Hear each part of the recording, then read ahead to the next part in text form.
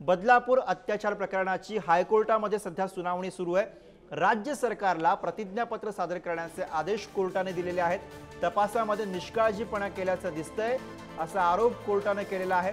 मुलीचा जबाब नोंदवताना व्हिडिओ रेकॉर्डिंग केली आहे का अशी विचारणा सुद्धा न्यायमूर्तींकडून झालेली आहे।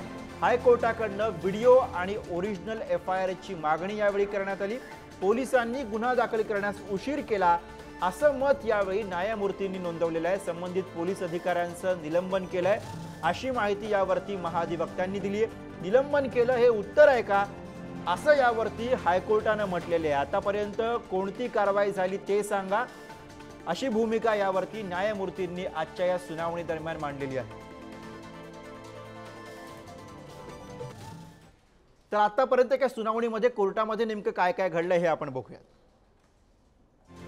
बदलापूर प्रकरणामध्ये पोस्को अंतर्गत खटला दाखल केला का अशी विचारणा आज कोर्टाने सुनावणी दरम्यान केलेली आहे।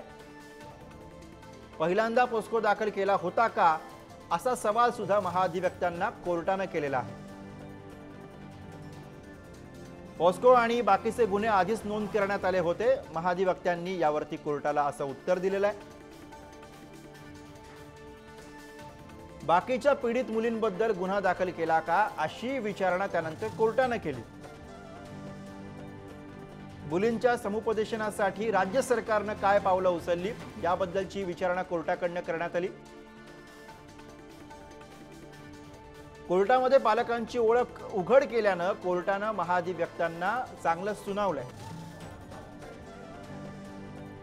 दुसऱ्या मुलीचा जबाब का नोंदवला नाही कोर्टाने महाधिवक्त्यांना याबद्दलची विचारणा केलेली आहे।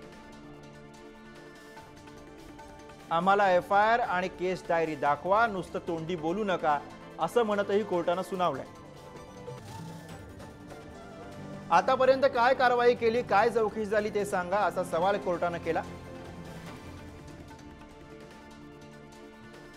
बदलापूर प्रकरणामध्ये गुन्हा दाखल करण्यास पोलिसांनी विलंब केला असं मत यानंतर कोर्टाने नोंदवलेलं आहे।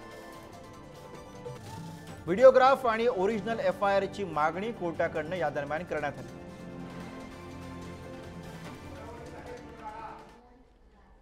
आणि याच विषयी एक महत्त्वाची अपडेट आहे। बदलापूर प्रकरणामधील सुनावणी संपलेली आहे। पुढची सुनावणी आता मंगळवारी होणार आहे। याच बद्दलची महत्त्वाची अपडेट। आज सुरू असलेली सुनावणी आता संपलेली आहे आणि आता पुढची सुनावणी मंगळवारी घेतली जाणार आहे।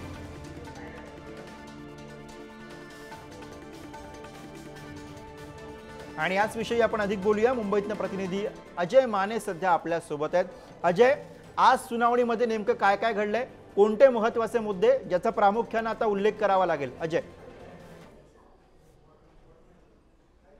गुरु, आपण जर पाहिलं तर आज सुनावणी एकतर उशिराने सुरू झाली हा सगळ्यात महत्त्वाचा मुद्दा होता।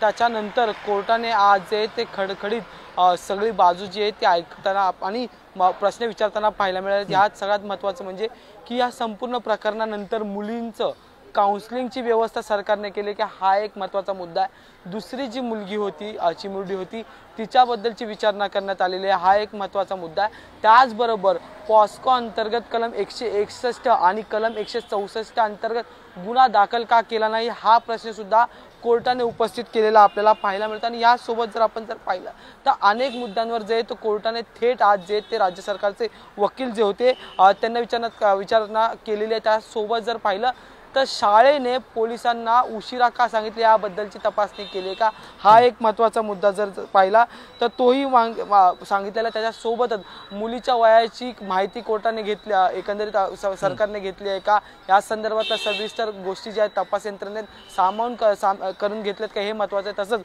प्रतिज्ञापत्र जे ते आता सरकारला जे ते दाखल करण्यासाठी कोर्टाने जे त्या आदेश दिलेले आपल्याला पाहायला मिळतात। त्यामुळे आता जर आपण पाहिलं त्या संपूर्ण प्रकरणामुळे मुली मानसिक याच्यावर शक्तीवर जो तो एकंदरीत आघात होऊ शकतो। त्यामुळे त्यांचं काउन्सिलिंग करणं जे ते गरजेचं आहे आणि त्यासाठी कुठली राज्य सरकारने पावलं उचलली आहेत का या संदर्भातलं सुद्धा विचारणाची ती करण्यात आलेली आहे। आपण जर या सगळ्यात पुढे जाऊन जर पाहिलं तर याच्यात सगळ्यात एक महत्त्वाचा मुद्दा आहे की शाळेने पोलिसांना सांगण्यात उशीर का केला या संदर्भात तपास करण्यात आला आहे का हे सुद्धा कोर्टाने जे त्या आज विचारलेलं आपल्याला पाहायला मिळालं। त्याचबरोबर दुसऱ्या मुलींच्या वडिलांचा जबाब नोंदवलेला आहे का आणि आज सगळ्यात महत्त्वाचं म्हणजे ज्या वेळेस विक्टिम असतो किंवा मग ज्यांच्यावर हा संपूर्ण प्रकार घडलेला असतो त्यांची माहिती किंवा त्यांच्या कुटुंबाची माहिती जी आहे ती गुपित ठेवायची असते, पण राज्य सरकारच्या वकिलांकडून ती माहिती कोर्टात उघड झाली आणि त्यानंतर कोर्टाने या संदर्भात सुद्धा खडेबोल सुनावलेलं आपल्याला पाहायला मिळालं होतं। आणि त्याच्यानंतर या सगळ्या भूमिकेवर जे ते कोर्टाने एकीकडे जशी एकंदरीत संपूर्ण कारवाई झाली आणि तिला झालेला विलंब याच्यावर कोर्टाने उघड नाराजी जी आहे ती बोलून दाखवलेली आपल्याला पाहायला मिळाली आणि त्याच्यानंतर आता प्रतिज्ञापत्र जे ते राज्य सरकारकडून देण्यासाठी सांगितलेलं आहे। त्याचबरोबर आता पुढची सुनावणी त्यामुळे कोर्टाच्या आजच्या सुनावणी दरम्यान उपस्थित केलेल्या प्रश्नांमुळे स्पष्टपणे नाराजी दिसते आणि पुढची सुनावणी ही मंगळवारी होणार आहे। धन्यवाद या सगळ्या सविस्तर माहितीसाठी।